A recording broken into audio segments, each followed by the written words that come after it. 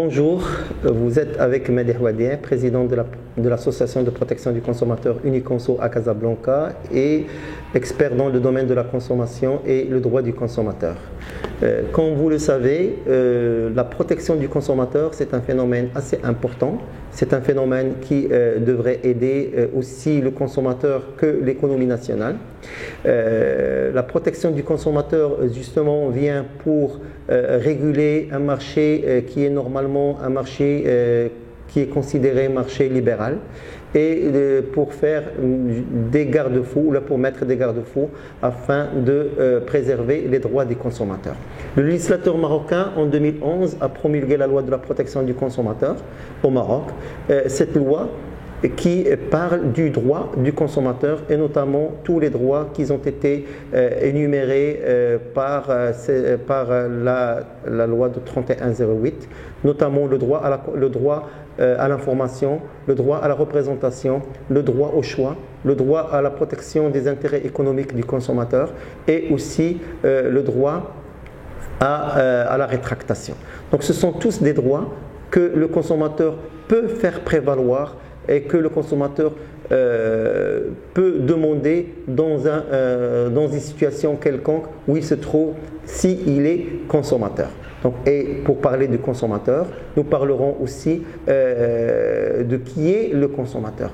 Comme définition par la loi de la protection du consommateur marocaine, le consommateur, c'est toute personne physique ou morale qui achète pour lui ou pour sa famille un produit, un service ou un bien à consommer par lui-même ou par les membres de sa famille. Pour le fournisseur, donc c'est toutes les sociétés privées qui ont un caractère commercial ou industriel. Aussi les fournisseurs, les sociétés ou les structures de l'État qui travaillent dans le domaine de la consommation qui sont définies par la loi qui les réglemente. En général, la protection du consommateur, elle vit des situations au niveau du Maroc, une situation qui est quand même pas très claire, si j'ose dire, mais une situation encore floue du fait que le consommateur marocain ne connaît pas encore ses droits. Le consommateur marocain doit savoir qu'il a ses droits, il doit défendre ses droits. Donc à partir de ces droits-là, qu'il peut concrétiser justement une vie meilleure et qui peut, disons, améliorer sa situation en tant que consommateur.